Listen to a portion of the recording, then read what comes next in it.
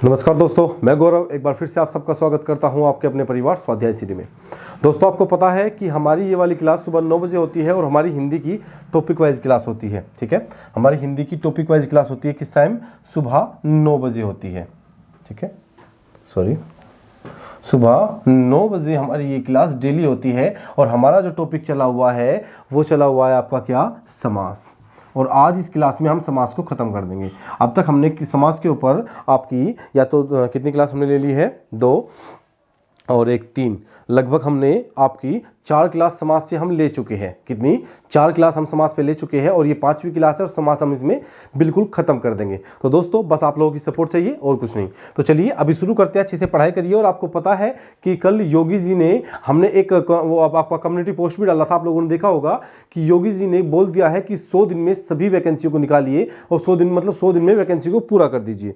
देखिए, अभी जल्दी ही यूपी पुलिस कांस्टेबल, आपकी लेखपाल, आपकी वीडियो, आपकी फॉरेस्ट गार्ड, आपकी जितनी भी वैकेंसी है उत्तराखंड की हुई या कहीं की भी हुई जहां पे भी हिंदी आती है, मैं उन सबको बोल रहा हूं, उन सभी पेपर को आप अच्छे से प्रिपरेशन कीजिए और अच्छे से पढ़ाई करिए यहां से। दूसरी बात, अगर उत्तर प्रदेश की खास बात करूं तो उत्तर प्रदेश का आपने कम्युनिटी पोस्ट में पढ़ लिया होगा कि योगी जी के ट्विटर हैंडल से ये ट्वीट हुआ था कि 100 दिन में, क्या आपका अखबार में आ चुकी है ये कटिंग कि 100 दिन में वैकेंसी को पूरा करिए। तो बहुत जल्दी आपकी सारी वैकेंसी पूरी हो जाएगी, जो नहीं आई वो आ जाएगी। आदेश कर दिए गए हैं योगी जी के द्वारा कि आपकी जो वैकेंसी रुकी हुई है उन सभी को पूरा करिए और नई वैकेंसी जो निकलने वाली है उन्हें निकाल दीजिए। तो जल्दी ही आपकी उत्तर प्रदेश पुलिस कांस्टेबल की 26,000 कुछ पद आने वाले हैं। और हाँ, एक बात मैं आपको और बता देता हूं कि आपके जो 26,000 कुछ पद हैं, 26,000 जो प्लस पद है उसमें पद बढ़ने वाले हैं। क्या पद बढ़ने वाले हैं? उम्मीद है कि उसमें जल्दी ही पद बढ़ जाएंगे, वैकेंसी में पद बढ़कर आएंगे। तो चलिए अभी हम टॉपिक पर आते हैं, सब बात को बाद में सोचेंगे। टॉपिक शुरू करते हैं। हमारा टॉपिक चला हुआ है समास, हमने क्लियर कर लिया था आपका तत्पुरुष समास हमारा खत्म हो चुका है। मुझे पता है कि आज के टाइम में सभी शॉर्ट चाहिए कि आते ही मैं क्लास में शुरू कर दूं, लेकिन मेरा जरूरी है आप लोगों को इन्फॉर्मेशन देना भी। तो मैं आपको बता देता हूं, तत्पुरुष समास मैंने खत्म कर दिया था, बहुब्रीहि और अव्ययीभाव और कर्मधारय भी हमारा पूरा हो चुका है। आज हम देखेंगे क्या? आपका द्विगु समास। क्या देखेंगे? द्विगु समास। द्विगु समास,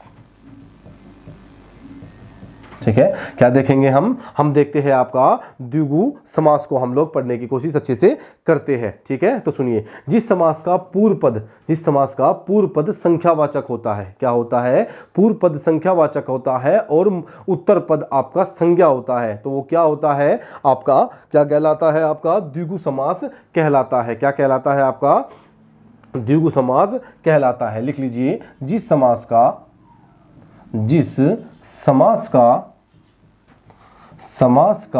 प्रथम पद, क्या? प्रथम पद संख्यावाचक हो, जिस समास का प्रथम पद संख्यावाचक हो तथा उत्तर पद, क्या? उत्तर पद, आप जानते हैं उत्तर पद क्या होता है और मुख्य पद क्या होता है या प्रथम पद क्या होता है? उत्तर पद क्या हो? उत्तर पद आपका,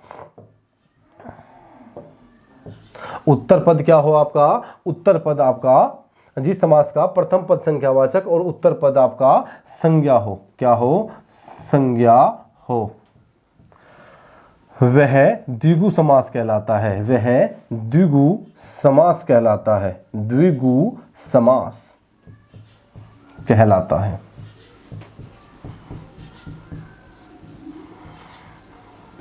टॉपिक आपके चले हुए अच्छे से हमने क्लियर किया है। बस आप क्लास को देखिए, अगर किसी क्लास छूट गई है तो एक बार क्लास को जाके देखिए, आपको पता चलेगा कि किस तरह से कितनी डिटेल में आपको पढ़ाया गया है। ठीक है, जिस समास का प्रथम पद आपका संख्यावाचक हो और उसका उत्तर पद आपका संज्ञा हो, वो क्या कहलाता है? आपका क्या कहलाता है? आपका द्विगु समास कहलाता है। जैसे, अगर जैसे की बात करता हूं मैं, तो जैसे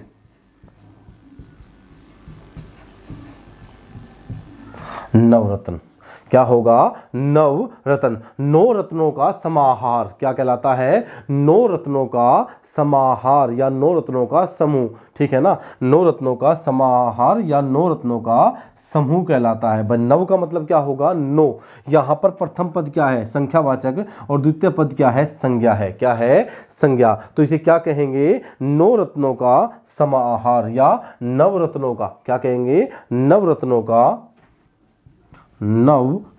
का रत्नों का समाहार। ठीक है, अब देखिए कितने रत्नों का, 9 रत्नों का। 9 मतलब 9 रत्नों का समाहार। तो प्रथम पद क्या है, संख्यावाचक, और द्वितीय पद क्या है, आपका संज्ञा है। अब इसके एग्जाम्पल देखते हैं और हम लोग अच्छे से समझ लेते हैं।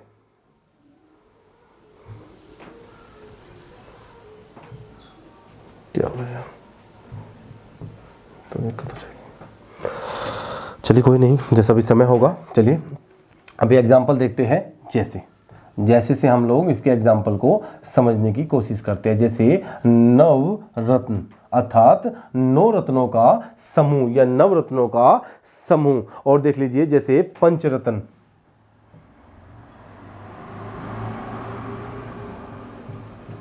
पंचरत्न अर्थात पंचरत्नों का समूह या पंचतंत्र। क्या होगा, पंचतंत्र। क्या होगा, पंच। तो प्रथम पद क्या है, 5। क्या है, 5। मैंने कहा था प्रथम पद संख्यावाचक हो। जैसे चौराहा, क्या होगा, जैसे चौराहा अर्थात क्या होगा, चौराहा को क्या कहेंगे, चार राहों का समूह या 4 राहों का समाहार। देखिए चौराहा कहाँ होता है, जहां पर 4 रास्ते एक स्थान पर मिल जाते हैं। क्या कहलाता है, चौराहा कहलाता है। तो 4 राहों का समाहार क्या कहलाता है, 4 राहों का समाहार। जैसे अठन्नी, क्या, अठन्नी को क्या कहेंगे, 8 आनों का समाहार। क्या कहेंगे, 8 आनों का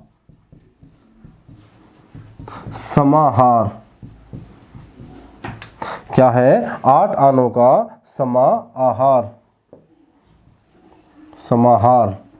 ठीक है, 8 आनों का समाहार। अब देखिए आप लोग बोलोगे सर, देखिए 4 राहों का हार। ऐसे ही पंचतंत्र, क्या होगा, पंचतंत्र, 5 तंत्र का समाहार। ठीक है ना। ये पहला पद क्या है, आपका संख्यावाचक है। 9, पंच, 5, चौराहा, अठन्नी, आपका त्रिभुज। क्या होगा, त्रिभुज। क्या होगा, त्रिभुज हो जाएगा अर्थात 3 भुजाओं का समाहार। नवग्रह, क्या होगा, नवग्रह। ठीक है ना। क्या, 9 ग्रहों का समाहार। क्या हो जाएगा, 9 ग्रहों का समाहार। आपका क्या हो जाएगा, 9 रत्नों का समाहार हो जाता है। ठीक है, जैसे आपका हो जाएगा त्रियोगी। क्या होगा, त्रियोगी। कुछ पद इसमें ऐसे आ जाते हैं जिसमें हम लोग बहुब्रीहि और द्विगु में हमें पहचान करनी होती है। क्या, आपका बहुब्रीहि और द्विगु में पहचान हमें करनी होती है। वहां पर जैसे 10 मुख, क्या, 10 मुख अर्थात 10 मुख। भाई मुख 10 क्या है, प्रथम पद क्या है, प्रथम पद संख्यावाचक हो गया। लेकिन फिर भी क्या होगा, जैसे मैं यहां पे लिख देता हूं 10 मुख, लेकिन यहां पर क्या है, बिल्कुल प्रथम पद संख्यावाचक है और द्वितीय पद क्या है, मुख। आपका ठीक है, संज्ञा है। तो प्रथम पद क्या हुआ, संख्यावाचक हुआ। लेकिन अब क्या हुआ, यहां पर आपका बहुब्रीहि जाएगा, ना कि द्विगु जाएगा। जब भी आपको चूज करना हो बहुब्रीहि और द्विगु में, तो बहुब्रीहि के साथ निकल जाना। लेकिन यहां पर क्या है, यहां पर आपका 10 दिया हुआ है, लेकिन मैं फिर भी आपको बहुब्रीहि क्यों कह रहा हूं, क्योंकि देखिए 10 मुख अर्थात रावण। क्या होगा, इसका मतलब होगा 10 मुख। 10 मुख है जिसके, अर्थात रावण। क्या, रावण को कहते हैं 10 मुख। मैं आपको बताऊंगा क्यों कहते हैं, कैसे, क्या मैटर है, ये बाद में बात करेंगे हम बहुब्रीहि में जाके। अभी समझ लीजिए आप लोग बस। ठीक है, अभी इसको थोड़ी देर के लिए भूल जाइए। मैंने बता दिया कि आपका जिसमें प्रथम पद संख्यावाचक होगा वो आपका क्या होगा, वो आपका क्या कहलाएगा, क्या, वो आपका द्विगु समास कहलाएगा। क्या कहलाएगा, द्विगु। जिसके नाम से ही पता चलता है द्विगु अर्थात 2, है ना। तो इसका प्रथम पद कैसा होगा, संख्यावाचक होगा। मुझे लगता है कि आपको इस समझ में आ गया होगा। जैसे तिरंगा, क्या, तिरंगा, 3 रंगों का समूह। 3 रंगों का समूह क्या होगा, 3 रंगों का समाहार। क्या होगा, तिरंगा कहलाएगा। जैसे सतसई, क्या कहलाएगा, जैसे सतसई। ये सब एग्जाम्पल आपके किसके चल रहे हैं, द्विगु के। अर्थात 702 का समूह, क्या 702 का समूह या 702 का समाहार क्या कहलाएगा, सतसई कहलाएगा। सत मतलब 7, तो 702 का समूह अर्थात समाहार तो क्या होगा आपका सतसई हो जाएगा। तो क्या होगा, द्विगु समास होगा। अब बात करते हैं हम लोग द्वंद्व समास की। किसकी बात करते हैं हम लोग बात करते हैं द्वंद्व समास की, हम लोग बात कर लेते हैं। ठीक है, किसकी बात करते हैं, द्वंद्व समास की हम लोग बात कर लेते हैं। देखिए द्वंद्व समास लिखिए, द्वंद्व समास, ठीक है, द्वंद्व समास जिसके नाम से ही पता चल रहा है लड़ाई हो रही है भाई, द्वंद्व हो रहा है, एक दूसरे में द्वंद्व चल रहा है। क्या चल रहा है, एक दूसरे में द्वंद्व चल रहा है, जिसमें आप ये तय नहीं कर सकते कि कौन सा बड़ा है और कौन सा छोटा। जैसे आपके मम्मी पापा की लड़ाई हो गई, आपके माता पिता की आपकी लड़ाई हो जाती है, तो क्या आप बता सकते हो इनमें कौन सा छोटा कौन सा बड़ा, नहीं बता सकते। ठीक है, उनमें छोटा बड़ा कुछ नहीं होता, वो समान है दोनों। उसी प्रकार जिसके नाम से ही पता चलता है द्वंद्व समास, अर्थात जिस समास के दोनों पद प्रधान होते हैं, क्या होते हैं, इस समास के दोनों पद, जिस समास के दोनों पद प्रधान होते हैं, क्या होते हैं, दोनों पद प्रधान होते हैं। बात यह है दोस्तों, मैं आपको बता देता हूं, होते हैं।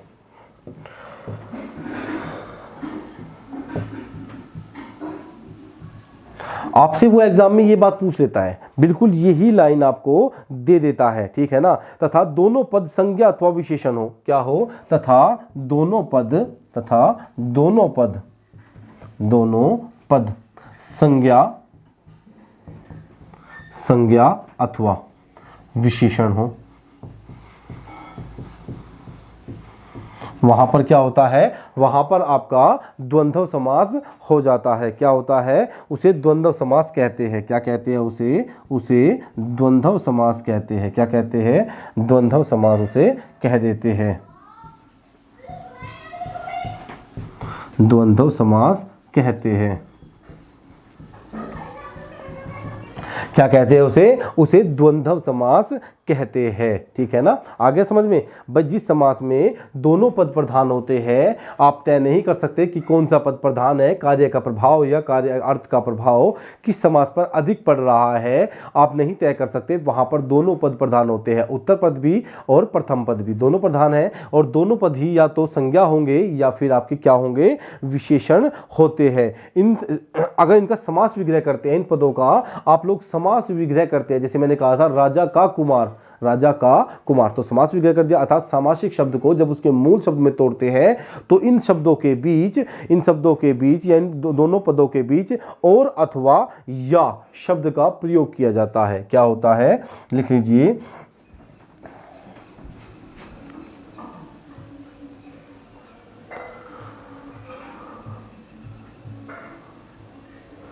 दिखाई दे रहा है आपको। तो चलिए अभी हम यहां पे लिख लेते हैं, यदि इस समास में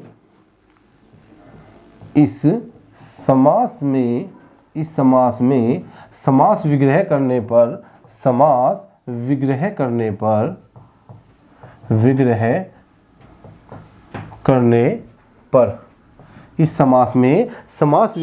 पर दोनों पदों के बीच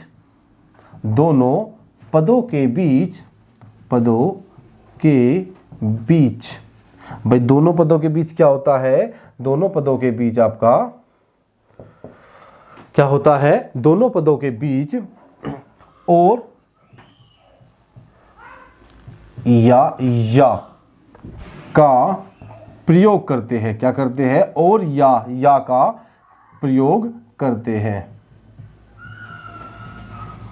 मैं यहां पर ये रख देता हूं, आप समझ जाओगे, या तो और का प्रयोग करेंगे, क्या और का प्रयोग करेंगे, या फिर या का प्रयोग करते हैं, या फिर इन दोनों के बीच योजक चिन्ह आएगा। क्या आएगा, दोनों पदों के बीच या दोनों पदों के बीच योजक चिन्ह होगा,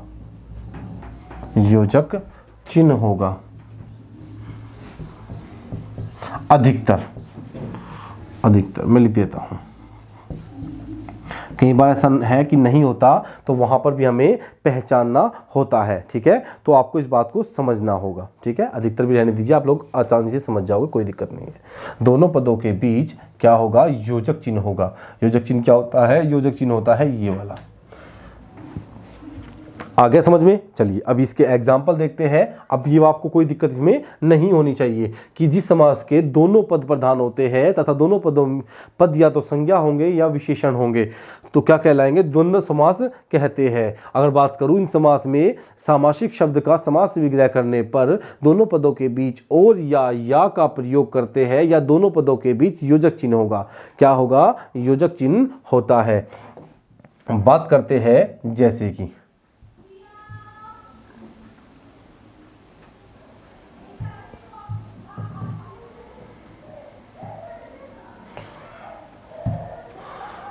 ठीक है, दिखाई दे रहा है। अब बात करते हैं जैसे, मुझे लग रहा है आपको दिखाई दे रहा होगा। ठीक है, जैसे कि अगर मैं बात करना चाहूं तो द्वंद्व समास में हो जाएगा जैसे राधा कृष्ण, राधा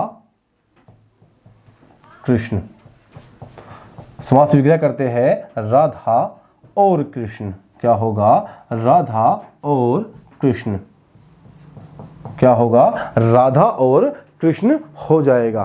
ठीक है, मुझे लगता है आपको ये बात समझ में आ जाएगी। इसमें कोई भी दिक्कत, इतनी बड़ी दिक्कत इसमें नहीं आती, आसान होता है दोस्तों, इतना बड़ा दिक्कत इसमें कुछ नहीं होती। जैसे अन्न और जल, क्या होगा, जैसे अन्न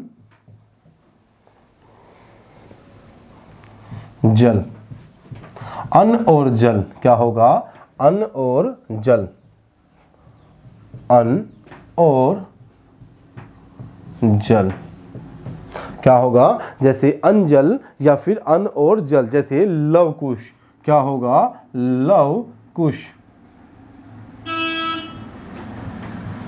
लव कुश, लव और कुश, लव और कुश, क्या होगा, जैसे लव और कुश। ठीक है, समझ में आ गया, कोई दिक्कत इसमें नहीं होगी आप लोगों को। जैसे लव और कुश, जैसे पाप पुण्य, पाप पुण्य, पाप और पुण्य, पाप और पुण्य, क्या होगा, जैसे पाप और पुण्य, भला बुरा, भला बुरा,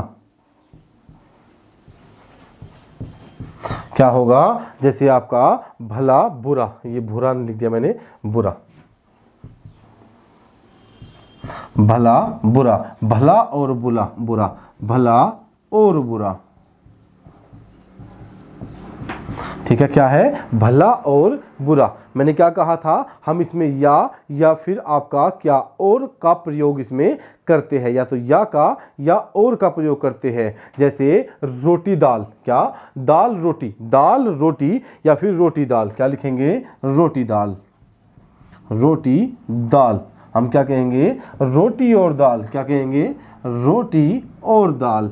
मैंने कहा था या तो आपका संज्ञा होंगे या फिर आपका विशेषण ये हो जाते हैं। और संज्ञा क्या होते हैं, किसी का भी नाम संज्ञा होता है। ठीक है ना, जैसे कहा सुनी, कहा और सुनी, क्या होगा, जैसे आपका कहा सुनी, क्या होगा, जैसे आपका कहा सुनी, कहा और सुनी, कहा और सुनी, तो क्या होगा, कहा सुनी होगा, क्या होगा आपका, कहा सुनी होगा, कहा और सुनी, कहा सुनी। आगे समझ में हो गया ना आपका क्लियर, बिल्कुल। मैंने कहा है कि इसमें आपका योजक चिन्ह होगा, योजक चिन्ह आपको दिख गया है, ये रहा योजक चिन्ह यहाँ पर। और जब समास विग्रह करोगे तो क्या होगा, और या फिर या का प्रयोग इसमें करते हैं समास विग्रह करने पर। आज हमारा अंतिम समास होगा ये वाला, क्या होगा, आपका अंतिम समास हो जाएगा यहीं पर।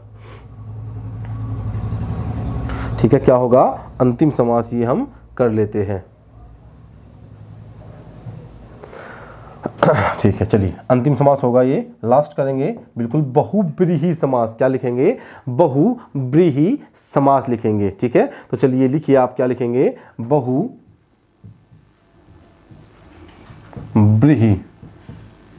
समास। गलत हो गया ये, मात्रा ऐसी जाएगी यार, अब दोबारा करना ही होगा ही, तो चलिए कोई बात नहीं, दोबारा कर देता हूं मैं, क्योंकि इतना छोटा। बहुब्रीहि बहुब्रीहि समास। ठीक है, क्या होगा आपका बहुब्रीहि समास की हम बात करते हैं। जिस समास में क्या है, बहुब्रीहि समास। मैंने अब तक आपको बताया या तो उत्तर पद प्रधान था या प्रथम पद प्रधान था या दोनों पद प्रधान थे, लेकिन एकमात्र समास ऐसा है जिसका कोई भी पद प्रधान नहीं होता, इसका कोई भी पद प्रधान नहीं होता। इस समास में जिस समास में दोनों ही पद अप्रधान होते हैं, प्रथम पद और उत्तर पद दोनों ही अप्रधान होते हैं, कोई भी पद प्रधान नहीं होता। लिख लीजिए, मैं साथ साथ आपको नोट करवा देता हूं, ठीक है ना। जिस समास में दोनों पद अप्रधान होते हैं, जिस समास में दोनों पद अप्रधान होते हैं तथा प्रथम पद व उत्तर पद तथा दोनों पद मिलकर एक विशेष अर्थ देते हैं। क्या देते हैं, एक विशेष अर्थ देते हैं। पेपर में बहुत ज्यादा पूछा जाता है, ये एक विशेष अर्थ देते हैं। देखिए, जिस समास के दोनों पद अप्रधान होते हैं, मतलब जिस समास के कोई भी पद प्रधान नहीं होते और दोनों पद मिलने पर एक विशेष अर्थ देते हैं, क्या करते हैं, विशेष अर्थ देते हैं, उसे बहुब्रीहि समास कहते हैं। क्या कहते हैं, उसे बहुब्रीहि समास कहते हैं, बहुब्रीहि समास कहते हैं।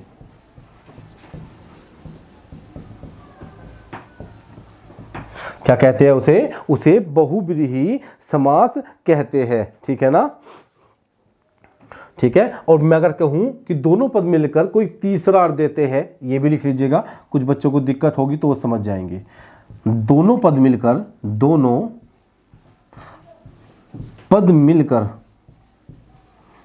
मिलकर तीसरा अर्थ देते हैं।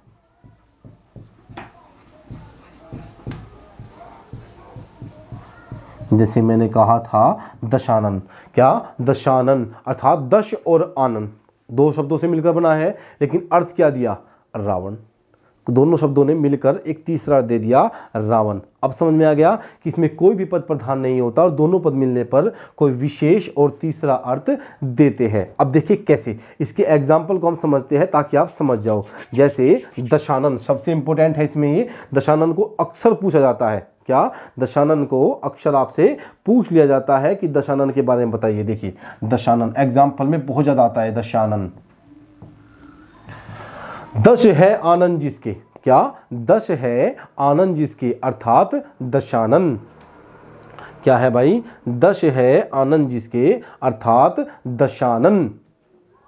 दश है आनंद जिसके, क्या कहेंगे उसे, दशानन कहेंगे। दश है आनंद जिसके, दश है आनंद जिसके, आनंद जिसके मतलब जिसके 10 सर है, जिसके 10 है आनंद जिसके, उसे क्या कहते हैं, रावण कहते हैं। संधि विच्छेद कर दिया मैंने इसका भाई। दशानन, 10 है आनंद जिसके अर्थात सर, आनंद का मतलब सर, जिसके 10 सर है। तो क्या कि हर किसी व्यक्ति को हम दशानन बोलते हैं? क्या हर किसी व्यक्ति के 10 सर होते हैं? नहीं होते।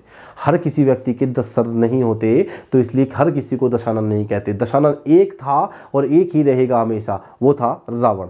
तो रावण को कहते हैं, और रावण का एक मतलब क्या हो गया, दशानन। एक बात मैं आपको बता देता हूं, जितने भी पर्यायवाची शब्द है वे सभी बहुब्रीहि समास होंगे। जितने भी भगवान के पर्यायवाची है सभी बहुब्रीहि समास होंगे। बस आपको बता दिया मैंने। अगर गणेश जी की बात करूं तो लंबोदर शब्द बहुब्रीहि, आपका दशानन बहुब्रीहि, आपका शंकर बहुब्रीहि, ठीक है ना। क्या होगा, शंकर जैसे आपका चतुर्भुज, 4 भुजाएं है जिसकी, 4 भुजाएं है जिसकी। चतुर्भुज में होना क्या चाहिए था आपका, चतुर्भुज, 4 भुजा, अर्थात पहला पद संख्यावाचक तो द्विगु में जाएगा, लेकिन नहीं। किसके लिए प्रयोग करते हैं, किसी विशेष के लिए, श्री विष्णु जी के लिए प्रयोग करते हैं। किसके लिए, विष्णु जी के लिए हम प्रयोग करते हैं। अब लिख लीजिए आप लोग, मैं लिख देता हूं, जैसे पीतांबर। क्या होगा, जैसे पीतांबर, पीतांबर क्या होगा, पीतांबर। पीतांबर मतलब पीत है अंबर जिसका, पीत है अंबर जिसका अर्थात विष्णु जी, पीले कपड़े वाला, क्या कहेंगे, पीले कपड़े। भाई कपड़े की विशेषता क्या है कि वो पीला है। अगर बहुब्रीहि समास नहीं होगा तो कर्मधारय में जाएगा, किसमें, कर्मधारय में। लेकिन बहुब्रीहि है तो किसका प्रयोग करेंगे हम, पीतांबर। और पीतांबर में हम किसका प्रयोग करते हैं, आपका विष्णु जी का, किसका, विष्णु जी या श्री कृष्ण जी को हम क्या कहते हैं, आपका पीतांबर कहते हैं।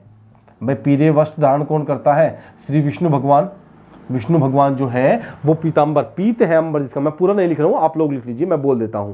पीतांबर अर्थात पीत है अंबर जिसके, अर्थात पीले वस्त्र धारण करने वाला कौन है, भगवान विष्णु जी। कौन है, भगवान विष्णु जी है। बात करूं जलज, मैंने कहा था पर्यायवाची सारे लगभग क्या होते हैं, आपके बहुब्रीहि समास होते हैं। जल से उत्पन्न होने वाला, क्या कहते हैं, जल में जन्म हुआ है जिसका। जलज का अर्थ होता है जल में जन्म हुआ है जिसका, अर्थात कमल को कहते हैं जलज। क्या कहते हैं, कमल को जलज कहते हैं, कमल को जलज कहते हैं। संधि विच्छेद करूं, अगर इसका मैं विग्रह कर देता हूं तो जल में जन्म हुआ है जिसका, किसका हुआ है, कमल का। तो जलज का प्रयोग हम किसके लिए करते हैं, कमल के लिए। दो शब्दों से मिलकर बना है जल और जय। जल का मतलब होता है पानी और जय का मतलब होता है जन्म। क्या होता है, जन्म होता है। तो पानी में जन्मा है जो, क्या कहलाता है, जलज कहलाता है, अर्थात कमल। तो मैंने आपको बताया था कि जब भी हम बहुब्रीहि समास का प्रयोग करते हैं, किसका, बहुब्रीहि समास का हम प्रयोग करते हैं, तो बहुब्रीहि समास में जितने भी पर्यायवाची होंगे वे सभी के सभी क्या होंगे, आपके क्या होंगे, आपके सॉरी बहुब्रीहि समास होंगे, जितने भी पर्यायवाची शब्द होंगे। जैसे और देख लीजिए आप लोग, और दिखा, जैसे मीठ बोल, क्या आपका एक दंत, सॉरी एक दंत, क्या एक दंत, गणेश जी। कौन, गणेश जी, भगवान गणेश जी। भाई विष्णु जी। एक दंत किसे कहते हैं, एक दंत अर्थात एक दांत है जिसका, क्या होगा, एक है दांत जिसका, एक है दांत जिसका, अर्थात किसके लिए प्रयोग करते हैं, हर किसी के लिए तो एक दंत नहीं कहते ना हम, किसी विशेष के लिए। देखिए वे सभी शब्द जो हम किसी विशेष व्यक्ति के लिए प्रयोग करते हैं वे सब क्या होंगे, आपके बहुब्रीहि होंगे विशेष के लिए। जैसे और देख लीजिए, जैसे कनकटा, क्या होगा आपका, कनकटा, कनकटा, कन कटा, ठीक है ना। जैसे कन फटा, क्या होगा, कन फटा, क्या होगा, कन फटा, सबल। पहले देख लीजिए, कनपटा, कनखटा। देखिए आप, मैं अगर बात करूं, क्या हम हर किसी को कनकटा कहते हैं, नहीं कहते। हम हर किसी को कनकटा नहीं कहते। कोई विशेष जिसका कान कटा होता है, हर किसी का तो कान नहीं कटा होता ना, किसी विशेष का कान कटा उसे कनकटा कहते हैं। कनफटा, किसी विशेष का कान फट जाता है उसे कनफटा कहते हैं। हर किसी को कनकटा कनफटा नहीं कहते। तो इसी क्या होगा, इन दोनों में बहुब्रीहि समास होगा। क्या होगा, बहुब्रीहि समास होगा। मैंने बताया है जिस शब्द में हम जिस शब्द का प्रयोग अगर हम करते हैं, कैसे, जिस शब्द का प्रयोग हम अधिकतर किसी विशेष के लिए करते हैं, जैसे आपका अंशुमाली, अंशुमाली, अंशुमाली, अर्थात अंशुमाली अर्थात अंशुओं का, भाई क्या होगा, अंशुमाली अंशुओं का रखवाला, बिल्कुल सही। लेकिन किसके लिए कहते हैं, सूर्य के लिए। किसके लिए, सूर्य के लिए। भगवान सूर्य को कहते हैं अंशुमाली, सूर्य देव को, सूर्य देव को कहते हैं अंशुमाली। तो अंशुमाली क्या हो गया, सूर्य। तो अंशुमाली शब्द कैसा है, बहुब्रीहि समास होगा। जैसे आपका वीणा पाणी, क्या, वीणा, क्या होगा, जैसे वीणा पाणी, वीणा पाणी। अब देखिए वीणा पाणी, भाई वीणा पाणी मतलब वीणा है पानी में जिसके, वीणा है पानी में जिसके, अर्थात किसे कहते हैं वीणा पाणी, माँ सरस्वती को कहते हैं, माँ शारदा को कहते हैं, माँ वागीश्वरी को कहते हैं वीणा पाणी। किसे, वीणा है पानी में जिसके, वीणा है पानी में जिसके, अर्थात माँ सरस्वती, माँ सरस्वती को कहते हैं।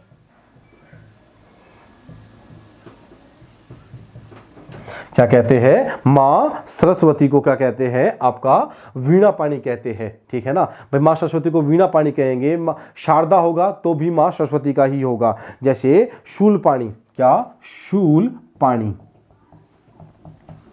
ये शब्द कैसे है, ये सब ये है जिसका अर्थ है शूल है पानी में जिसके, अर्थात भगवान शंकर। क्या है, भगवान शंकर। क्या, भगवान शंकर को कहते हैं शूल पाणी। जैसे अगर बात करूं मैं सह परिवार, क्या आपका सह परिवार, क्या सह परिवार मतलब परिवार, क्या आपका सह परिवार, परिवार के साथ है जो, परिवार के साथ है जो, ये सभी कैसे शब्द है, ये सभी आपके बहुब्रीहि समास के एग्जाम्पल होंगे। तो दोस्तों इसी के साथ मैं आपका इसे खत्म, जैसे आप बीती क्या होगा, जैसे आपका आप बीती, आप बात बात से बीती, क्या बात बात से जो झगड़ा हुआ उसे क्या कहेंगे, आप बीती। हर किसी को तो नहीं कहते ना आप बीती, तो किसी विशेष के लिए जिन शब्दों का प्रयोग किया जाता है वहां पर क्या होगा, आपका बहुब्रीहि समास होगा। वैसे आप बीती में और दूसरा भी समास हो जाता है, ठीक है ना, लेकिन अभी बात करते हैं हम बहुब्रीहि की, तो आप बहुब्रीहि के साथ ही जाना। तो दोस्तों आज के लिए हम इतने रखेंगे। आप लोगों का दिन शुभ हो, बहुत अच्छा दिन हो आप लोगों का, और हाँ तैयारी कीजिए, वैकेंसी आने वाली है, योगी जी ने संकेत दे दिए है कि 100 दिन में पूरा करिए सब कुछ। तो दोस्तों सुबह 6 बजे करंट अफेयर क्लास होती है, डेली आइए, और अगर क्लास अच्छी लगे तो लाइक तो बनता है ना, तो एक लाइक कर दीजिए, बस शेयर कर दीजिए, सब्सक्राइब कर लीजिए, बस इतना ही आप लोगों से। और आप लोगों का बहुत बहुत धन्यवाद क्लास लेने के लिए, बहुत बहुत धन्यवाद।